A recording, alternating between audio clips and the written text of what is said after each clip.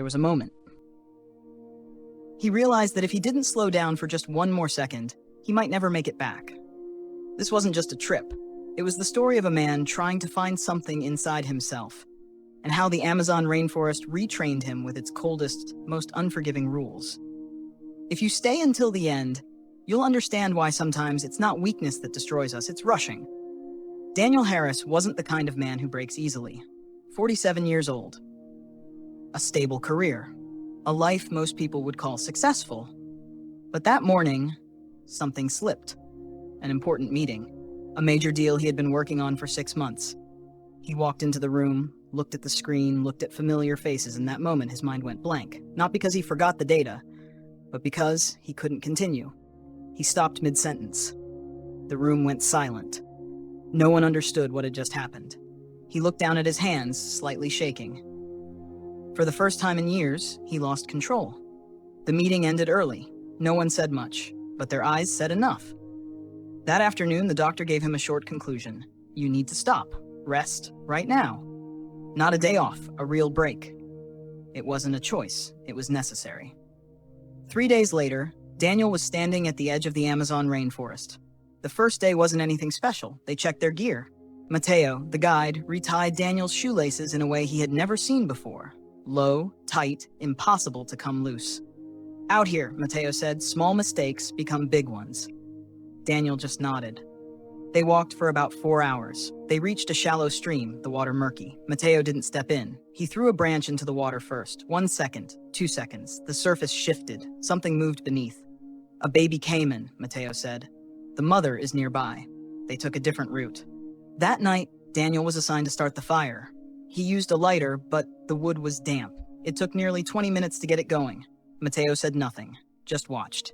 Then he took a piece of dry bark, crushed it, arranged it. The fire caught in less than 10 seconds. Trying harder doesn't mean it works, Mateo said. On the second day, they went deeper. No more trails. Daniel had to use a machete to clear low plants. Sweat never stopped. By noon, he paused to drink water. Mateo didn't. Don't drink while you're still breathing hard, he said. Your body isn't ready. Daniel found it strange, but followed. About 30 minutes later, they saw their first snake. Not a cobra, a small one draped over a low branch. Daniel stepped back quickly. Mateo didn't react. He used a stick to gently move the branch aside. The snake didn't strike. It simply slid away. Not everything is dangerous, Mateo said. You just don't know which is which. Everything changed. They crossed a dry patch of ground. Mateo stopped suddenly. This time, he said nothing. Daniel took half a step forward. Mateo grabbed his shoulder hard. Right in front of his feet, a cobra had already risen. No sound, no warning. Less than a meter away. Daniel didn't have time to think. His body wanted to step back. Mateo held him still. Don't move. 5 seconds. 10 seconds. The snake held its position. Mateo slowly lifted a long branch, placed it in front, not touching it, just creating a barrier. The cobra shifted its focus, then slowly lowered itself and slid away. No one spoke. They stood there for a few seconds, then kept moving. That night, Daniel asked, "Why didn't you kill it?" Mateo looked at him. It didn't attack. Daniel stayed quiet. Mateo added, "If you reacts."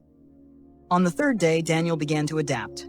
He walked slower, observed more carefully. He started looking down at the ground instead of straight ahead. That's when he noticed signs. A long drag mark, leaves pressed flat. Mateo nodded. Now you're starting to see. That afternoon, they set camp near still water. Daniel was told to collect water. He crouched down with his bottle. Mateo shouted, "Stop." Daniel froze. The surface looked calm. Mateo threw a stone. Instantly, a thick, long body moved beneath the water. A large python. It didn't fully surface, just part of its body, then gone.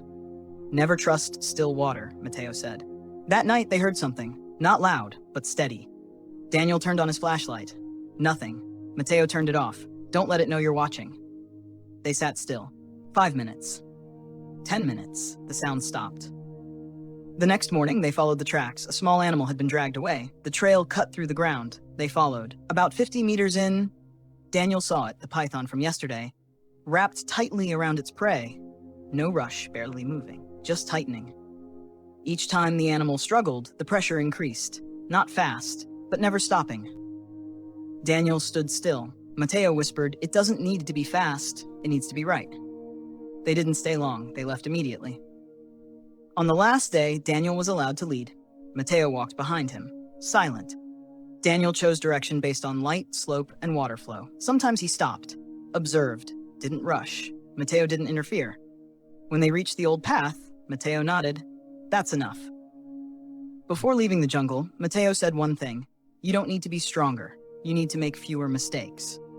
When Daniel returned, nothing changed on the outside. Same job, same pressure.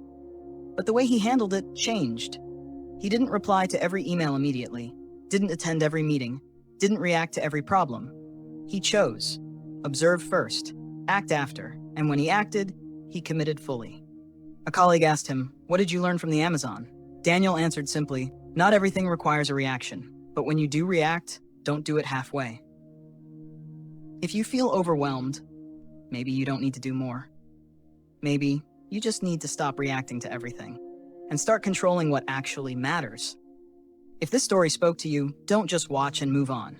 Subscribe now, because sometimes the right perspective can save an entire life.